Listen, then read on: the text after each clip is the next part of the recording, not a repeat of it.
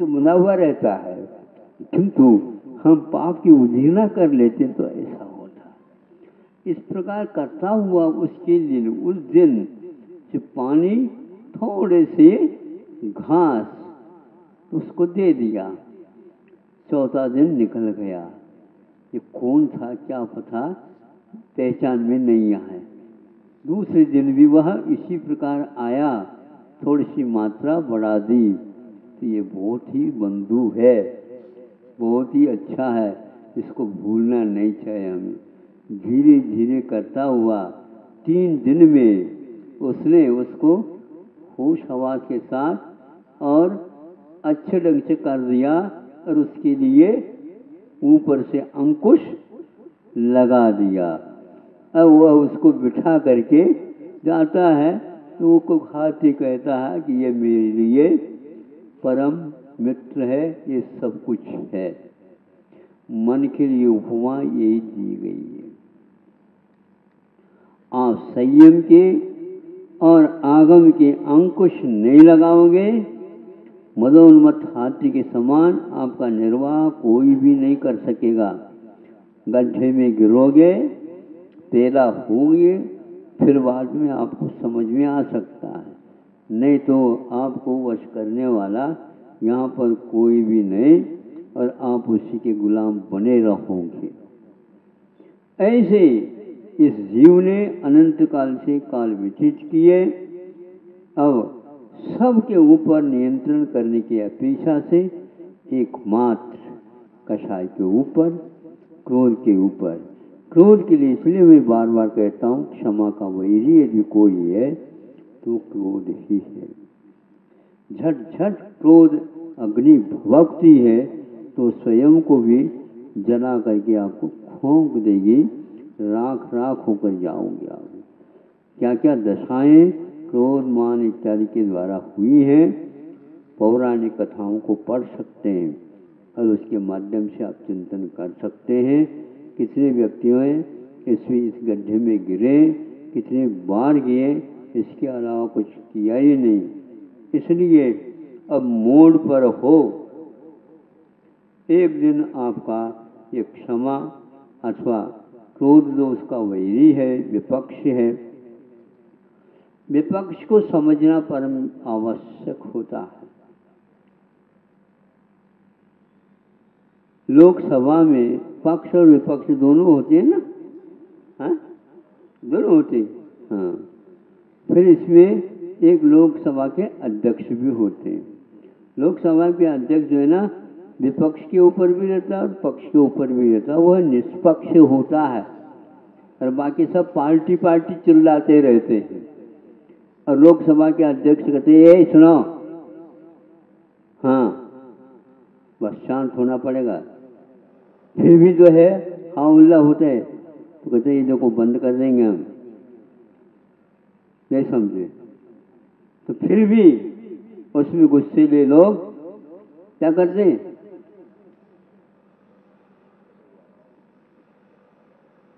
खड़े भी हो जाते हैं, क्या क्या कुर्सी पटकते रहते हैं।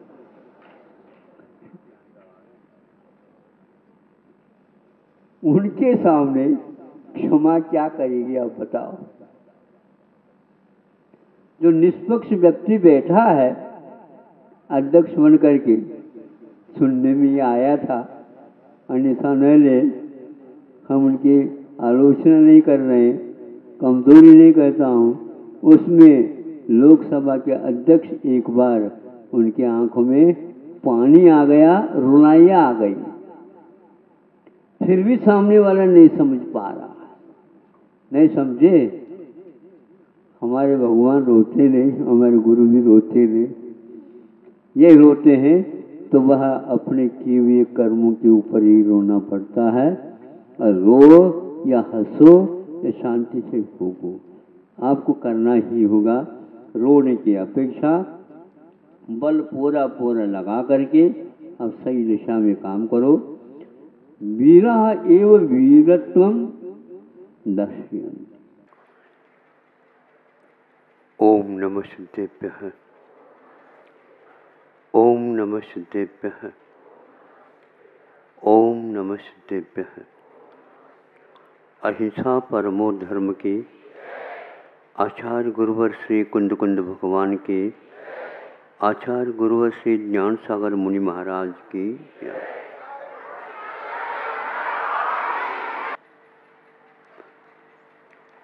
आप लोग ऐसा कोई भी घर नहीं है जहाँ पर ये ज्ञात ना हो, प्रत्येक व्यक्ति कुछ न कुछ तो सोने का प्रयोग कर लेता है, आभरण आदि पहन लेता है।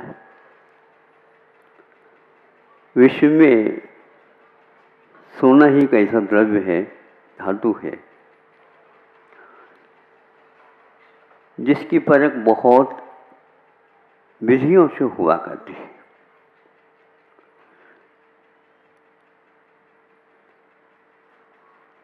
उसके पास भारीपन है अन्य धातुओं के अपेक्षा से। पीलापन है किंतु पीतल आदि से हटकर के इसलिए है, पीतल में पीतल बनाने के लिए तांबा दस्ता आदि का उपयोग होता है।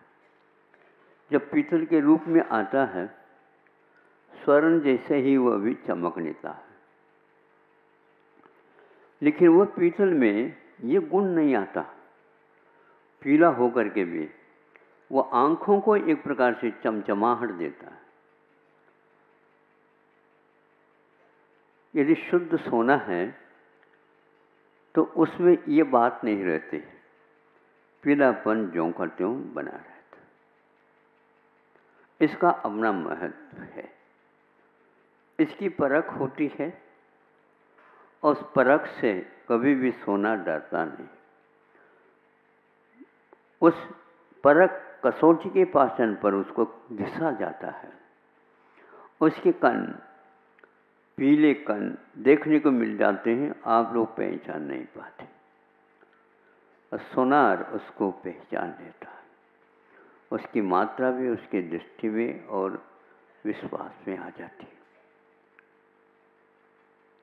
जब सोनार के पास आप इस प्रकार शुद्ध सोना लेकर ही जाते हैं और कह देते हैं कि हमें इसका कड़ा बना करके आप दे दो,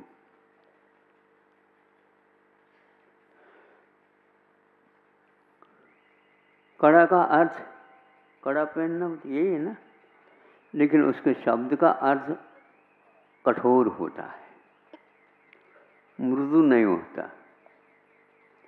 अब कैसे कठोर हृदय वाले हो, मृदोर भावो मार्दव, जो सोना मृदु था, इसको यूँ तोड़ा जा सकता है तो टूटता चला जाता है। ये भी उसका अनन्य गुण है, अन्य किसी धातु के पास नहीं है।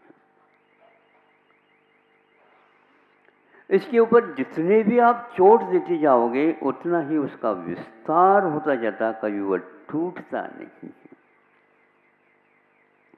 जब उस सोने के फूल बनाना चाहते हैं आप लोग, और पतला सा पतला बिल्कुल वह कागज से और पतला होता चला जाता है, लेकिन वह बीच में कहीं टूटता नहीं, समान रूप से वह उसका विस्तार फैलता ही चला जाता है। ऐसे मार्दव गुण से युक्त सोने को आप अपने मान की पुष्टि के लिए हाथ में खड़ा पहन करके चलते हैं, जैसे पुलिस या मिलिट्री मार्च करती और छाती फूलते हुए कम से कम सोने से परिचित तो हो जाते। उसमें कड़ा क्यों आया? सोने का कड़ा तो पहन लिया, किंतु कड़ा क्यों हुआ? सुनार कहता है, आप आरंभ के प्रेमी हो, आभरण यदि पहनना चाहते हो, ये भूल जाओ, वह मृदु नहीं रह पाएगा सोना, क्योंकि आपके पास आए और वह मृदु रह जाए, ये संभव नहीं। क्यों? आभरण वही होता है जिसमें कुछ न कुछ बट्टा डाला जाता है। आप खरीदते हैं 100 टन सोना, 100%। महाराज से थोड़ी एक आध शब्द तो बोल ही ले। ब्रह्मचारी जी बोलते हैं 100%। टक्का का अर्थ प्रतिशत, 100 का अर्थ 100। 100% आप खरीदते हैं सोने को बिल्कुल मृदु, किंतु जो ही आभरण बनता है उसने कितना टक्का कड़ापन घुस जाता है यह आपको मालूम नहीं है। वो कहता है देखो इसमें कुछ न कुछ तो बट्टा डालना पड़ेगा। आप मंजूर है आपकी? बोलो। तो उस जितना आप जो उसमें बट्टा आएगा उसका मूल तो हम नहीं देंगे। हम इसी काम के लिए तो बैठे हैं। आपकी भूख को, आपकी प्यास को, आपकी मान को समर्थन और स्वागत करने के लिए बैठे हैं। आप यदि आभरण नहीं चाहते हैं तो ले जाओ। यदि आभरण चाहते हो तो इस बात को भूल जाओ। यहाँ पर जितने भी आभरण पहनने वाले हैं 100% लेकर के आते हैं और बट्टा के साथ, और लोगों के लिए कहते हैं देखो प्योर है। प्योर का क्या? विदेशी माल। शुद्ध है, 16 वाणी का वह सोना है, स्वर्ण है, ऐसा कोई नहीं कहता। तो कितना मिलाया? आप भले ही सामने बैठो और आभरण बनता रहे, स्वर्णकार तो स्वर्णकार है। कब किस ढंग से मिलावट उसमें आ जाती है आप पकड़ नहीं सकोगे। उस सुनार से स्वयं उसकी पुत्री भी नहीं बच पाती, ऐसा हमने सुना था। हमें तो नहीं तो गड़बड़ हो जाएगा, ऐसा हमने सुना था। वह अपने पुत्री के लिए स्वयं सोना आदि दे करके भेज देता है, लेकिन भेजने से पूर्व में उसमें से रख लेता है और कह देता है इसमें इतना तोला, इतना तोला, इतना तोला है। ऐसी स्थिति में बट्टे को तो स्वीकार करने के लिए तैयार है, किंतु शुद्धत्व को रखना कोई पसंद नहीं करता है। इसलिए उसका नाम मृदुतम पदार्थ धातु हो करके भी अब वह आपके हाथ में आ गया कड़े के रूप में। कोई भी आभरण अब बचा नहीं, सभी उसी रूप में आते हैं। तभी वो आकार प्रकार में ढलते हैं, अन्यथा नहीं ढल सकते। शुद्ध परमेष्ठी दिखते नहीं और अरहत परमेष्ठी दिख रहे हैं, इसलिए पूर्व जीवन में या और पूर्व अवस्था में उन्होंने इसी प्रकार के कुछ कड़ापन पहन रखा होगा और आत्मा में मिलावट कर दी होगी। उसको छान छान करके निकालने के लिए उनका जीवन ही समाप्त हो रहा है। अभी भी वह नहीं निकल पा रहा है। आत्मा के वैभाविक परिणामों के कारण उसमें कितना बट्टा आ गया है हम नहीं कह सकते। अब आज आपको उस स्वर्ण को देखना है जिसमें किसी प्रकार का बट्टा नहीं रहता है। तो क्या खरीदते आप? बिस्किट खरीदते नहीं समझे? उसमें क्या बहुत बोलो आप हैं? हाँ, वो भी प्योर नहीं है। ठीक है, शुद्ध चीज हजम नहीं होती आप लोगों को। एक व्यक्ति डेयरी वालों ने कहा है, डेयरी वालों से कहा है, जिसने दूध खरीदा था, क्यों भैया कितना टक्का इसमें पानी है? वो कहता है ये है आजकल लीवर की शिकायत बहुत बढ़ रही है। नहीं समझे, इसलिए उस लीवर की चिकित्सा करने के लिए हमने इसमें पानी डाल दिया है, ये आवश्यक धर्म है। आप पूछिए नहीं, ऐसा भी जीवन आ सकता है। दूध में पानी न डाल करके पानी में।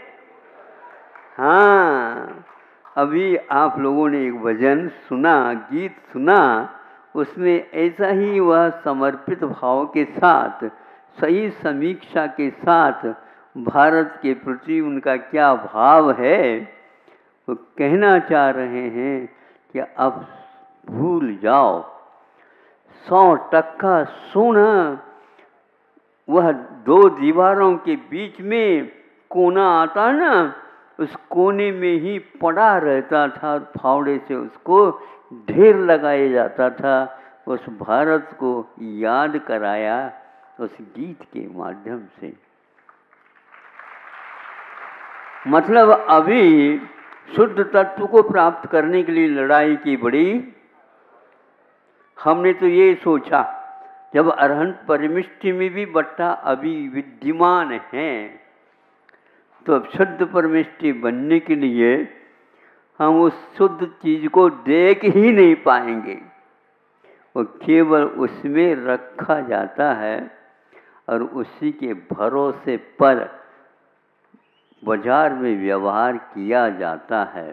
किंतु योग की बात है, जब भारत स्वतंत्र हुआ उस समय किसी को कुछ बात की आवश्यकता पड़ जाती